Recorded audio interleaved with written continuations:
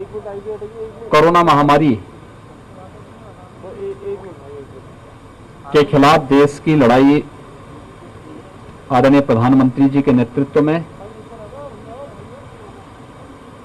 मजबूती के साथ लड़ी जा रही है। भारत सरकार और आदरणीय प्रधानमंत्री जी के मार्गदर्शन में देश में आबादी के हिसाब से सबसे बड़े राज्य उत्तर प्रदेश में भी इस लड़ाई को हम मजबूती के साथ आगे बढ़ा रहे हैं।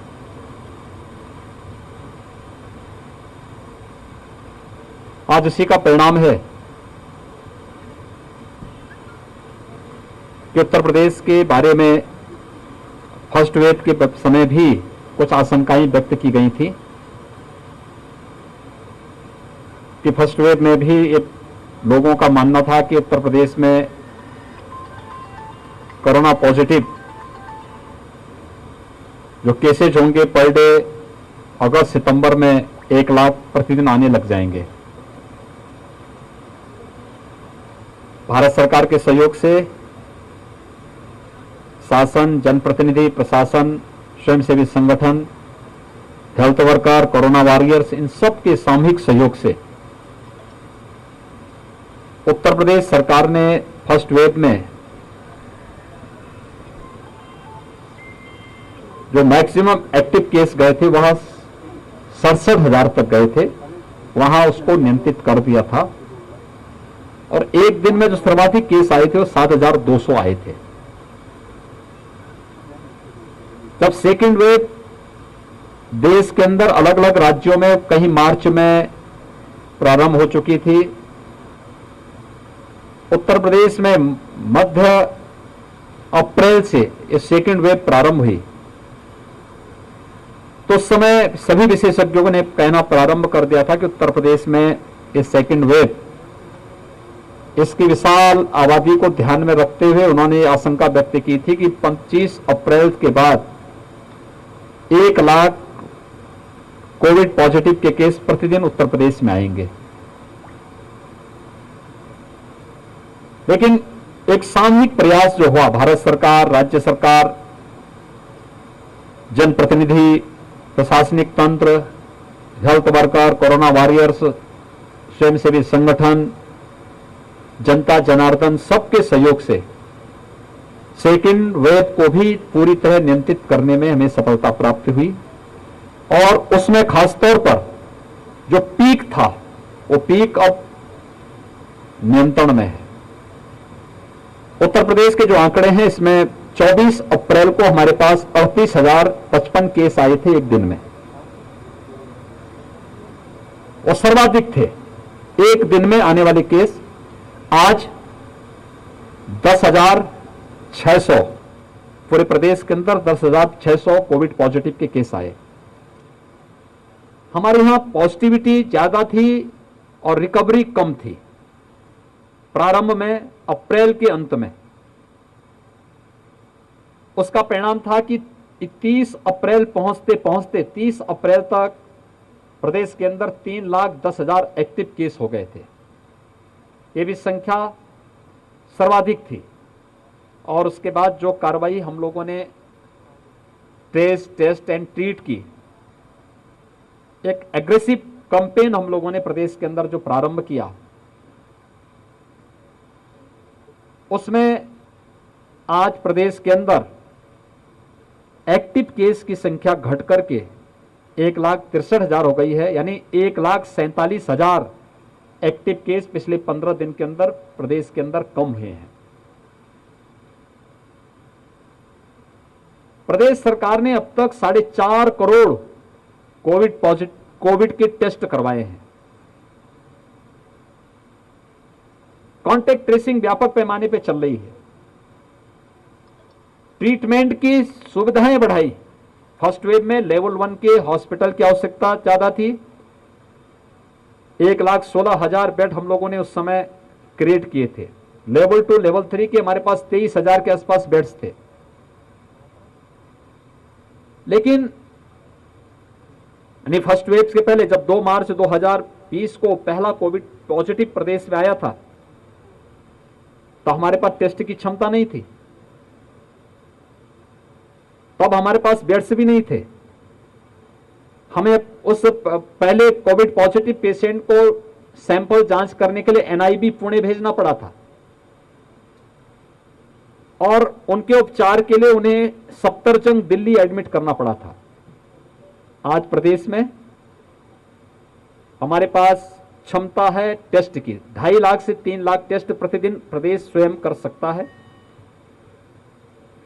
इसके साथ ही प्रदेश के अंदर लेवल 1 के बेड्स की संख्या बहुत कम, उसकी डिमांड है, लेकिन लेवल 2 और लेवल 3 की बेड की मांग ज्यादा हुई, ये संख्या में बढ़ानी पड़ी। 80,000 बेड हम लोगों ने बढ़ाए हैं।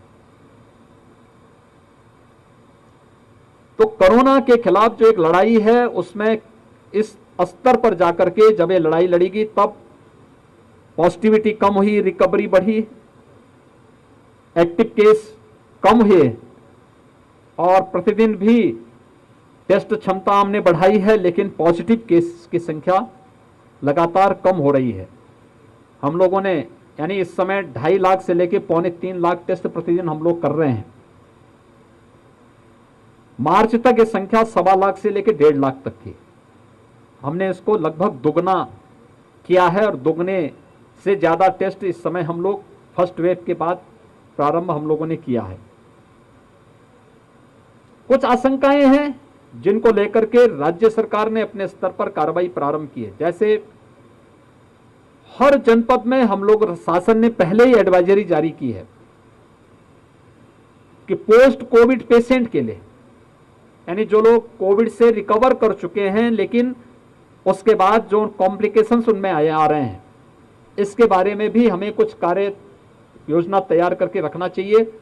हर एक जनपद को कहा गया कि इसके लिए अलग से वार्ड बना करके उनको उसके बारे में ऑब्जर्वेशन करके उनकी वहां पर डॉक्टर के ऑब्जर्वेशन में उनका उपचार होना चाहिए। कि नेगेटिव रिपोर्ट तो उनकी आ चुकी है लेकिन कुछ कॉम्प्लिकेशंस हैं तो उसमें भी उनको सुविधा मिलनी चाहिए और निःशुल्क सुविधा मिलनी चाहिए। दूसरा, ब्लैक फंगस का एक नया मामला आया है प्रदेश के अंदर, कुछ केसेज इसके आए हैं। कल ही राज्य सरकार ने इसके बारे में पूरे प्रदेश को एक एडवाइजरी जारी की है।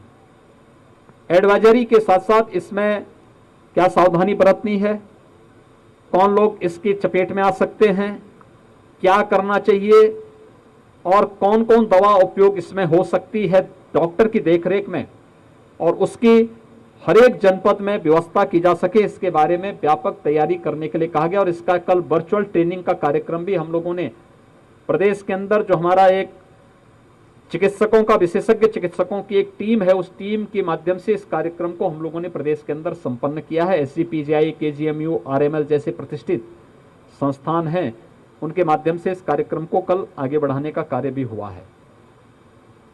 तीसरी आशंका है लोगों को कि थर्ड वेव के लिए क्या होगा।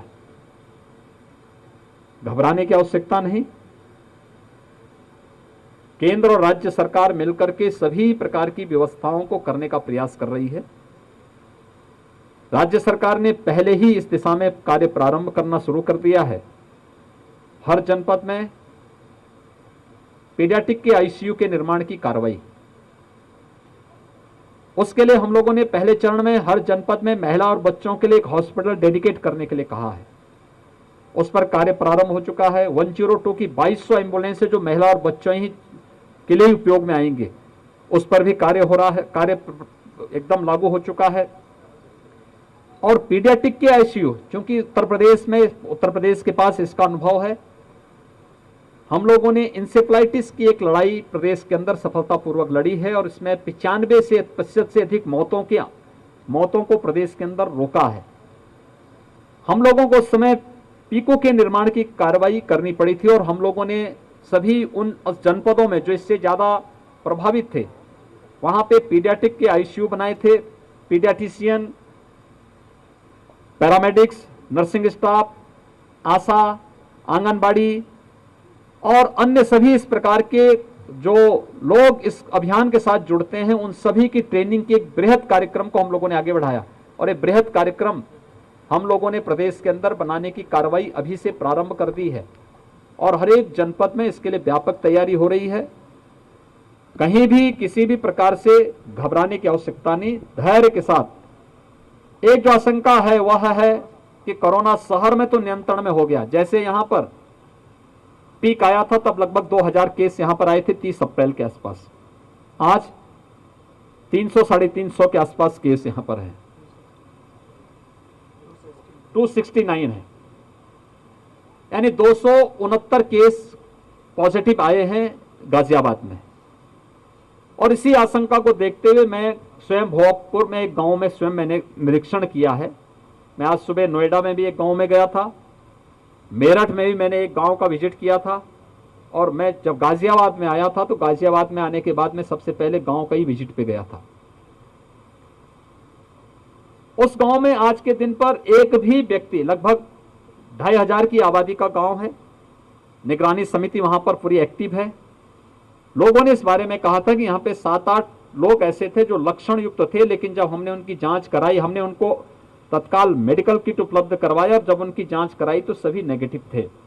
सामान्य वायरल फीवर था या सर्दी जुकाम खांसी था, वे सभी लोग ठीक हो चुके हैं, कहीं किसी को कोई प्रॉब्लम नहीं है। और हम लोग इसको हर एक गांव में, प्रदेश के अंदर 72,000 निगरानी समितियां प्रदेश के अंदर गांव में भी और शहरी क्षेत्रों में भी स्क्रीनिंग के कार्य के साथ जुड़ी हुई हैं। मेडिसिन किट उनके माध्यम से लक्षण युक्त और संदिग्ध पेशेंट को उपलब्ध करवाई जा रही है।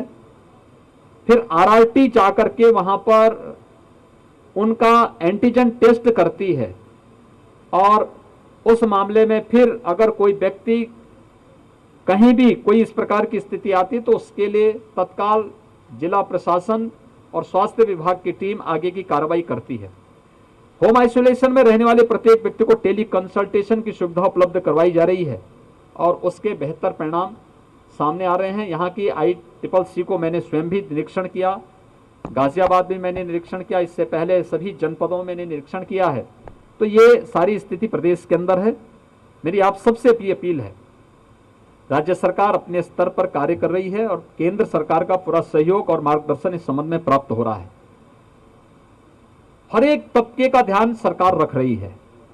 प्रधानमंत्री गरीब कल्याण पैकेज के अंदर हर गरीब को पर यूनिट 5 किलो खाद्यान्न वितरण की कार्रवाई चल रही है।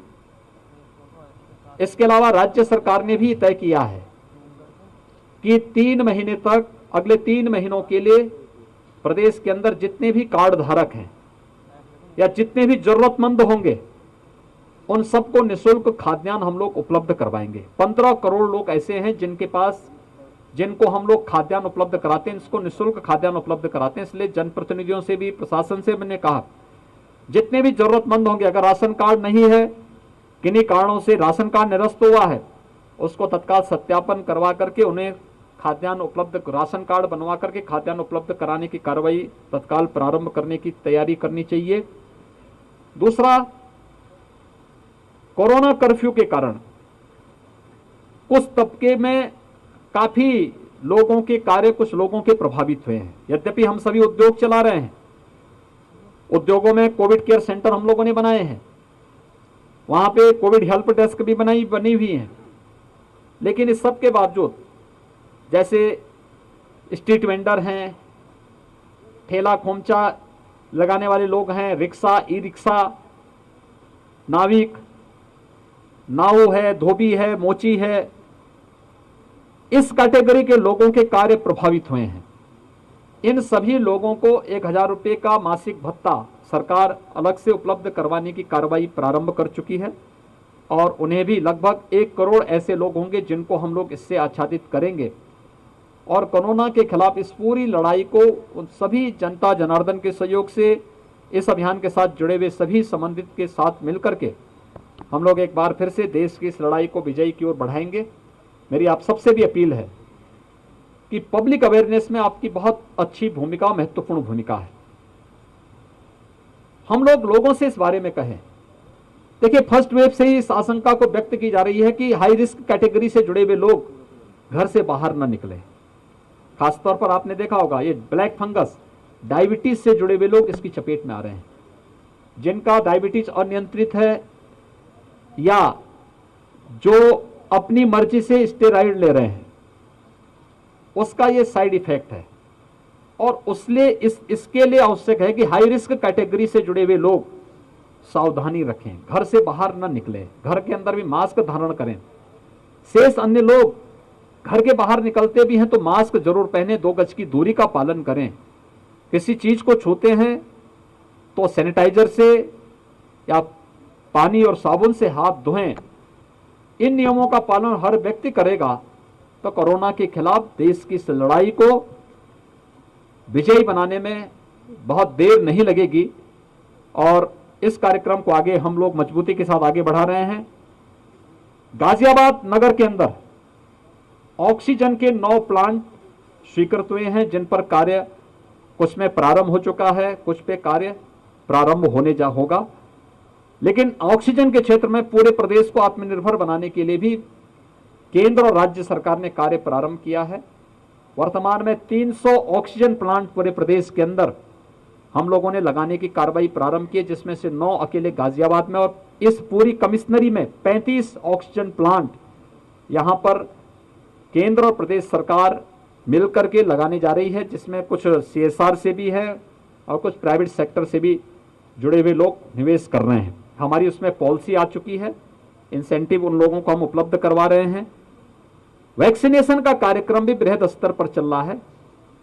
45 प्लस में 3,45,196 लोगों को अकेले गाजियाबाद में वैक्सीन दिया जा चुका है और 18 प्लस में 17,822 युवाओं को अब तक यहां वैक्सीन दिया गया है।